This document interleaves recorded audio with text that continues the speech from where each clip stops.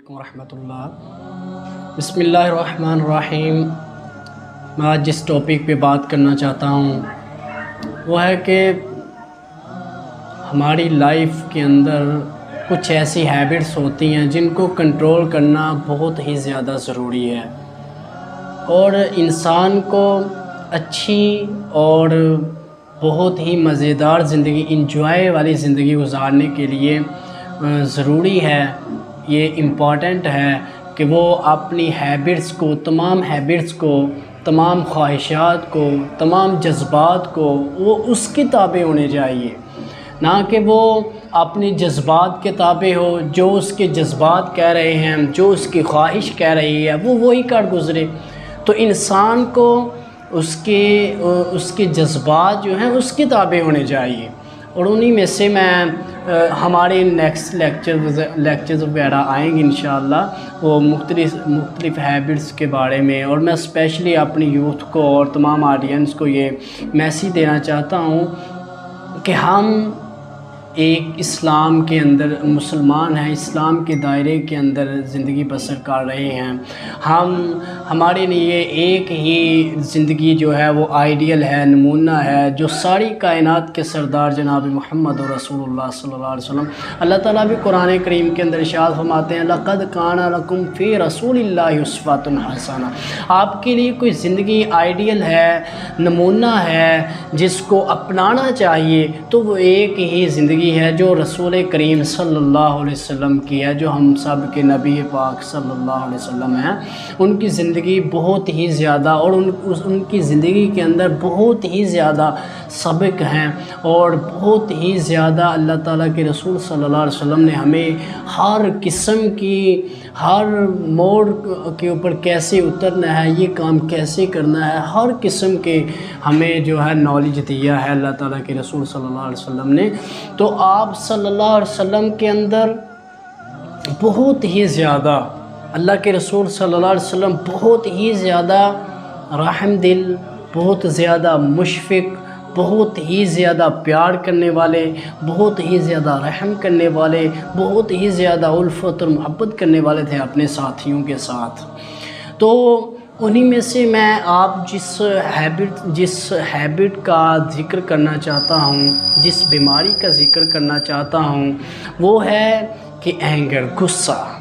ہمارے اندر وہ انسان نہیں ہے وہ جس کے اندر غصہ نہیں ہے۔ ہر انسان کو غصہ آتا ہے، کسی قسم کی تکلیف پہنچتی ہے اس کو، کسی قسم کی تکلیف پہنچتی ہے، وہ کسی قسم کا اس کی طبیعت کے موافق کوئی کام نہیں ہوتا، یا وہ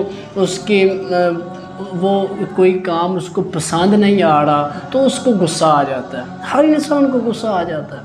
تو میں سب سے پہلے جن کی مثال دینا چاہوں گا، جن کی سب سے زیادہ امپورٹنٹ مثال اللہ کے رسول صلی اللہ علیہ وسلم، ساری کائنات کے سردار نبی صلی اللہ علیہ وسلم راستے میں جا رہے ہیں، تو اللہ کے رسول صلی اللہ علیہ وسلم کا اخلاق دیکھیے، اور اللہ کے رسول صلی اللہ علیہ وسلم نے غصہ کیا ہی نہیں۔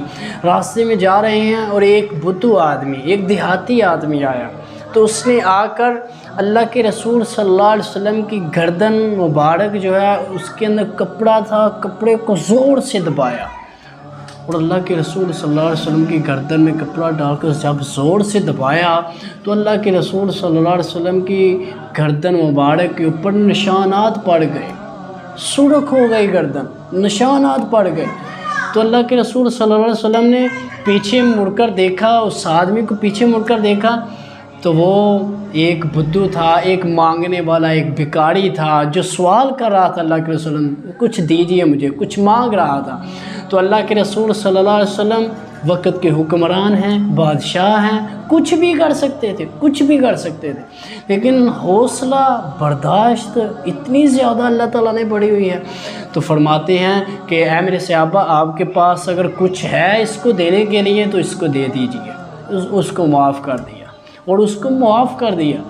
کتنی بڑی بات ہے کہ ایک آدمی نے اتنی زیادہ تکلیف دی، جو بہت بڑے لیڈر ہیں اسلام، جو ساری کائنات کے سردار نبی ہیں، تو اللہ کے رسول صلی اللہ علیہ وسلم کے اندر برداشت دیکھیے، حوصلہ دیکھیے اللہ کے رسول صلی اللہ علیہ وسلم کا۔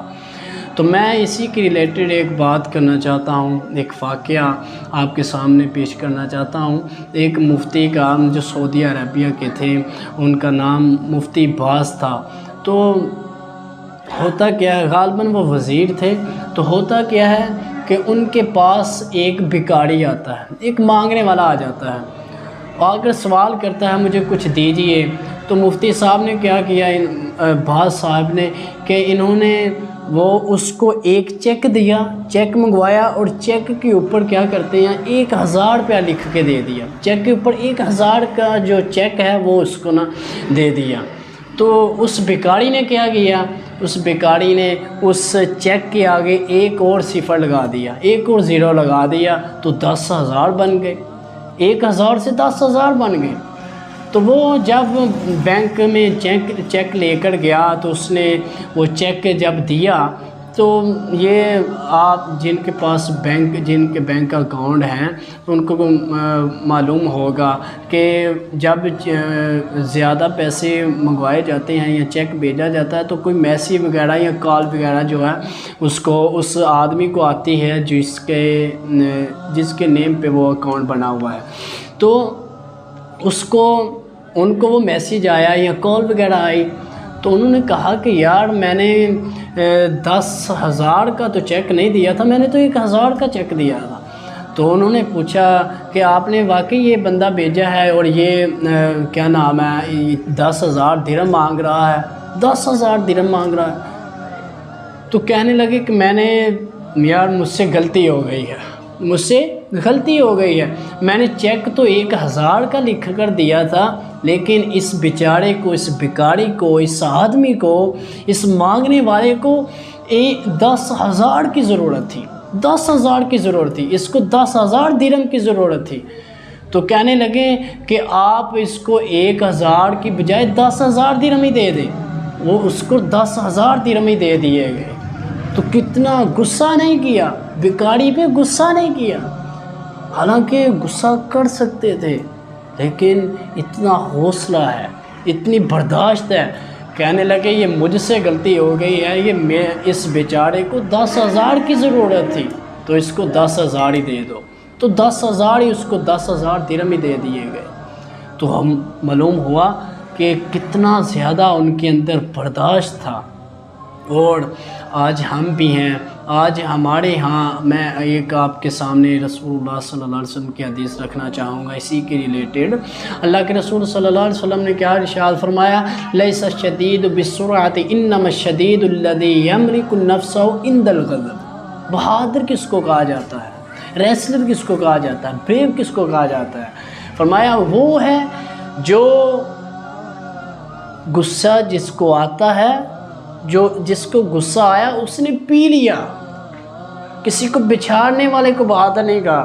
ہمارے ہاں کس کو بہادر کہا جاتا ہے؟ ہم کس کو ریسلر کہیں گے؟ ہمارے ہاں بہادری کا معنی کس کو دیا جاتا ہے؟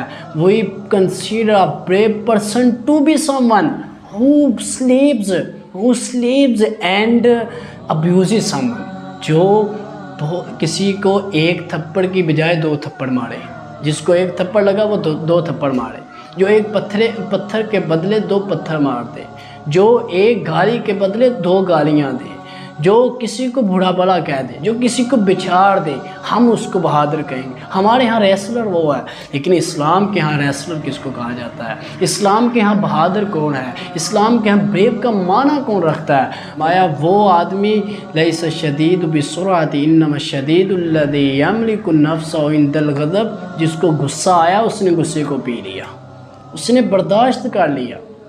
تو آئیے ہم بھی اپنی سوسائٹی کے اندر برداشت کا مادہ پیدا کریں۔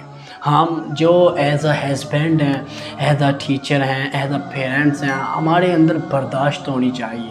ہم ہسبینڈ کی مثال لے لیجئے، اگر کسی گھر میں ہماری کوئی بہن، ہماری کوئی سسٹر جو ہے اس سے ہنڈیا میں تھوڑا نمک زیادہ ہو جائے، سالٹ زیادہ ہو جائے، تو ہم کتنا زیادہ غصہ کرتے ہیں، تو خدا را اس کو برداشت کیجیے اپنے اندر. وہ بھی ایک انسان ہے, ہمیں برداشت اپنے دل میں اپنے اندر برداشت کو پیدا کرنا چاہیے.